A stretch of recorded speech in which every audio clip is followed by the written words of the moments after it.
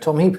Hello. Welcome to the Cefetra Ecosystem Services book club. Thank you. So today we got together to have a chat about your book. One of your books, probably, I should say, which we found chimes with a lot of the things that we are thinking about regenerative farming. Perhaps you could tell us, what brought you to writing this book? Yeah, so the book, Land Smart, here it is. The reason I wrote it was because in the last few years, working in the area of kind of science, environment, agriculture, things like that, I was aware that so many more people were looking at land to provide some of the answers to today's problems, this so-called nature-based solutions. And this was everything from working within farming, to generating energy, to storing water, to growing biomaterials, to locking up carbon, to providing space for nature, recreation, mental health, and that's before you get to the roads, houses, warehouses, and everything else. So my question in my mind was, yeah, okay, but do we have the land for this? And how can we manage our land in a way that it can accommodate all these competing pressures? The subtitle of my book is How to Give People and Nature the Space to Thrive. So in effect, it's saying, can we manage land in a way that delivers for us, i.e. particularly food, but also other things we want out of it, but also delivers for nature. And that means wildlife, species, and of course, climate change. And of course, you start your book with a farmer that reports that he has many calls on his land and just doesn't know what to do. Yeah. And basically what he really wants to do is to farm in the first place. So these different calls, what are they? Well, in this particular case, you were saying if people are coming down my farm track, wanting to use my land to put solar panels on, wanting to use my land for because they're getting money for biodiversity net gain, and I might be able to help them out there, or they want to have it for sort of water storage area for a potential, flood risk. And he said, what I really want to do is grow food. Now, behind that is a problem that we might come to later, which is actually a lot of land uses pay more for land than food does. Now, there's a sort of question behind that about whether we value food enough that we've got into that situation. But that is what he was saying. So many pressures on my land. Yeah. Food seems to be going down towards the bottom of the roster. So one of the speculative questions that comes up in the book is, well, we could solve all these problems with pressure on land by everybody going vegan and eating less. Yeah. Is that the solution? Well, in some ways, you come straight towards to one of the chapters at the end of the book rather than the beginning. But it is most of the book focuses on people who are managing land today, and I think are doing it in a smart way, be they farmers, scientists, foresters, even warehouse managers. But it is true that our land use sits in a framework of our land demand, of our economic, cultural, societal demands. And the most potent of those are connected to food. And basically, if we didn't eat as much, so if we ate less, wasted less, and ate a lot less meat, we would need a lot less land for our farming. There's pretty much no getting away from that. I mean, the quantity of food, quite simply, wouldn't need to grow as much. Waste is basically another quantity example. And the issue with meat is that animals are a very poor converter of space into food compared to plants. I mean, ratios vary, but whether it's calories or protein, on the whole, you'll get more than 10 times as much from an area of land from a plant than you will from an animal. Now, of course, some people will come back and say there are some bits of the country, or bits of the world rather, where you can't grow edible crops, but you can grow edible animals. And that is indeed true. And I'm not particularly advocating, or I'm not at all advocating actually necessarily for a vegan world. But, and one of the things I point out is that behavioural change sounds very easy. Actually, it's one of the hardest things to achieve. It's strongly advocated by people who've already made that change. I think we just should be aware that that is the context in which we're operating. In my belief, some policy, some pressure, some advocacy, some recognition that these are problems which are worsening our squeeze on land needs to be in the conversation, most definitely. The other side of that is, of course, rather than changing the consumer and you know what he consumes, is how the stuff that he consumes is made. Yeah. Which is really what the book is about. Sure. So, what do we expect, or can we expect the consumer to be more demanding on how things are made and also willing to pay? Okay, there are 2 points to that. I think up to a point, and quite a limited point, do I expect the consumer to demand these changes. A proportion of consumers are interested in how their food is grown, and some of them, you know, care deeply about sort of totemic issues like, you know, we've seen this with debates with America, you know, is it chlorine washed chicken? Is it hormone injected beef? So some of these things become a bit totemic. But the idea on the whole that people are demanding in enough numbers to make a real change, demanding their food be produced in a more environmentally friendly, climate friendly, wildlife friendly way, I'm not convinced that's going to deliver. And even more, are they willing to maybe pay a margin that it might cost? That seems to me even more dubious. But I do think we need to start a societal conversation about whether we're paying enough for food. Because we ask food to do so much these days. We ask it to protect the climate, protect the water, protect the wildlife, you know, give a good living to the workers, animal welfare, all these things, all of which cost money in a way. But at the same time, we're demanding that our basket of groceries has in effect got to become cheaper year by year, or at least lower as a proportion of our income year. I don't think those two things can hold together, really. I don't think logically they fit together. I mean, there are definitely food poverty questions. I don't think cheap food is the answer. A different angle of this is, and you say this in the book, that climate-friendly commercial farming is quite possible. So how about if the cure is that we can still be commercial, produce food at the price that the consumer wants to pay, and still have a positive impact on the environment? Is that realistic? Well, this is the holy grail, right? Isn't it? That we can produce food commercially at a price that the public will accept, that enhances nature and reduces climate change. Is that possible? I think it is possible. I've met some farmers who are doing it, some commercial arable farmers who are capturing more and more carbon in their soil year by year and improving their wildlife numbers as well.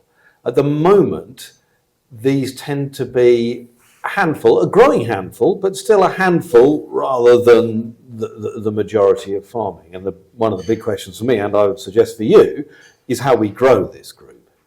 Now, one of the things that we are seeing is broadly the ideas, the fundamentals of regenerative farming, which you're into, and I basically think that's a good idea, are beginning to be accepted much more widely.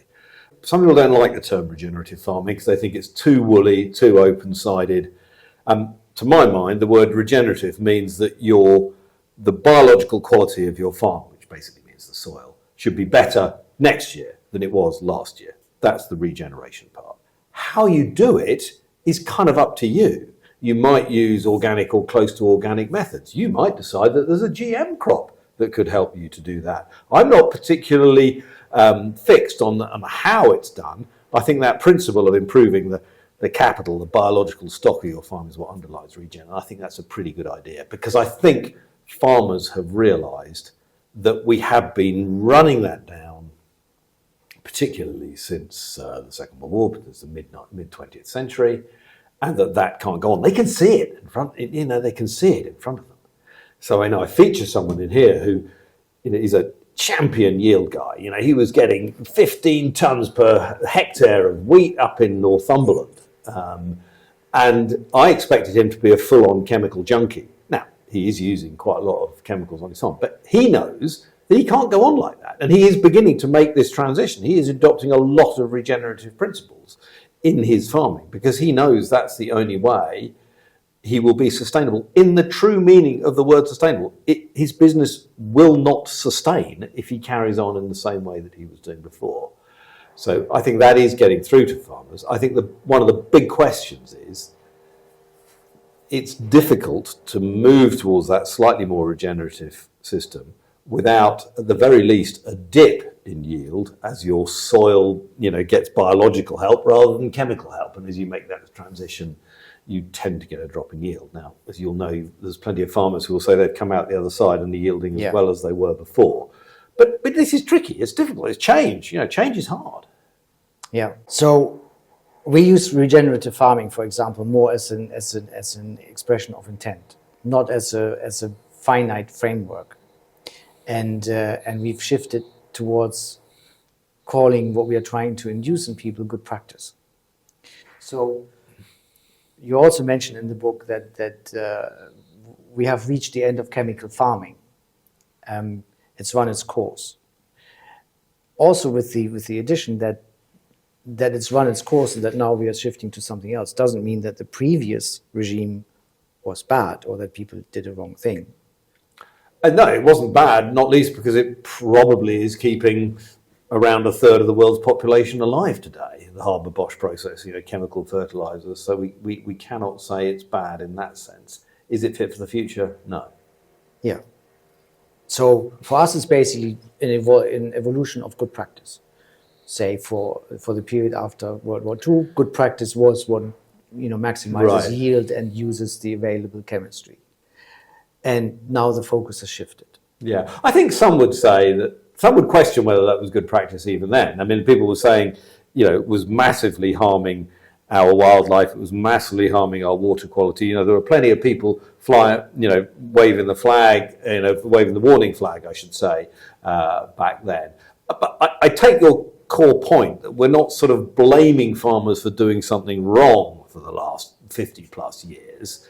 They were kind of doing, in effect, what society asked them to in the most fundamental way in keeping society from starving. That's a pretty core public good out there. Yeah. And you'd have to say farmers, with help from scientists and others, and indeed some chemical companies as well, stood up and helped deliver that. Yeah. But now we know that that model cannot continue. We need to find another way of doing it. And it's actually pretty important that we do. So we are redefining the public good that the farmer should develop. Well, I suppose public goods is a phrase, particularly in the UK, which is used to cover things which aren't particularly, commercial food growing. But I think farmers will still say that their fundamental duty is to provide food. But how they do that has to change in order not to undermine other, vital supports for life on this planet, which are climate and nature. In the book, you tackle the question of innovation and what effect on innovation this shifted focus on farming actually has. Can you elaborate on that? Yeah, it's a key point with innovation. And I will answer your main point of question, but just to overlap where we were before, it's not surprising in a way that some of the changes we're seeing at the moment are difficult and expensive because they're new. And, it's the old early adopters penalty that, it hasn't become mainstream, it hasn't become normed, it hasn't become trialed in all different, types of soil and types of climate. And so there are going to be different answers in different places. So that fact that it is innovative is going to make it, up to a point, hard. It's not smooth. It's off the shelf like a lot of other farming practices are. But to your point, am I seeing innovations? Yes, absolutely. Some really interesting ones. Some of the farmers I've seen, they're designing their own machinery. So this guy who's determined not to plough, he's designed a thing that he can use, especially when it's frosty, to literally break weeds. But he only wants to go out when it's frosty because the soil's hard enough so he won't compact it. So he's been with an engineering magnifies, making a heavy roller with the right kind of spikes and all these kind of things. So innovations in that sense, yes, absolutely. Innovations clearly in the microbiology world as well. I was at a conference yesterday, and the pictures they were putting up related to farmers were not of cows and wheat and oilseed rape. They were of, you know, different macrophages and fungi and, you know, microphilia, you know, underground. You know, that was now kind of the frontier of what they were expecting a farming audience to be interested in and beginning to understand. So huge innovation in that space. You've got all these people, you know, working on compost and the sort of microbial brews or teas they call them that come out of it and how they're going to be used. I think that is enormously exciting. And then on the food end as well, you've got people who think precision fermentation might actually do away with all of farming. Yeah. But that's probably a different program for you. So massive innovation there. I think the other place of innovation is in the economics and the marketing, you know, sphere. How are we going to fund this transition? I mean, that's a lot of where you come in terms of, you know, the customer, the retailer, the supplier. You know, how does it need new funding models? Obviously, we've got potential sources of funding like carbon offsetting and nature offsetting, so-called biodiversity net gain in the UK. So these are all innovative ideas in the sense that if you'd talked about them, you know, a couple of decades ago, people would have looked very perplexed indeed. Yeah, it does become a system. You specifically say in the book that offsetting, you know, there are many people that are quite skeptical about offsetting, particularly if you generate the benefits in a, you know, fairly well-defined supply chain, for example. Yeah. So what's your view on why offsetting works for benefits that are created on farm? My view of why offsetting works is I have come across schemes that wouldn't be there if they didn't have money from offsetting. So this might be using biochar in farming in order as a soil improver and as providing a microbial home and as a storage of carbon. You know, the farmers weren't funding it. It was the biodiversity offsetting people that were. I come across people using rock dust as a enhanced weathering, isn't it? Yeah. Both an aid to farming and a way of helping the climate as well. Now, there is a separate question, I think, about whether the people who are paying for those offsets are avoiding changing their own corporate or personal behaviour. But I have definitely seen the impact of offsets helping both the farm and the climate in that sense. And I've also seen ones that are helping, you know, nature, but they have paid for providing spaces for wildlife. One of the really fundamental questions here is, are we going to be able to improve the environmental quality of our farming in the UK, or indeed in Europe more widely, without demanding that more of our food comes from elsewhere in the world? Because demanding that, I think, is a really questionable thing to do. All the official bodies say that pretty much the worst thing you can do in terms of climate or nature is to take more wild land into farming, more natural land into farming. And we have been doing it, and we still are doing it. And it is very bad in terms of those two things. So we have to be very careful about creating a sort of environmental nirvana here and offshoring our harms elsewhere. That means we have to get more food off the same area of land. If we're talking globally, where populations are still increasing, we have to get more food off the same area of land. That means we have to respect yield. In and of itself, getting a lot of food off a small area is a good thing, because then you leave land for other uses. So I think that is something that I feel quite strongly about, and I think is often missed by books of a broadly environmental bent that I would include mine in, that they turn a blind eye to the offshoring of the environmental impact of bringing food from elsewhere. So that makes this challenge even harder, that we've got to do these things and get as much, if not more food from the same area of land. But I do believe in a more regenerative, or as you would call it, a more good practice system. It is possible, but it's tough. You need to be smart to do it, hence the title. Well, Tom Heap, author, journalist, TV personality, thank you very much for talking to us about your book, Land Smart. Thank you for giving me the opportunity. Pleasure.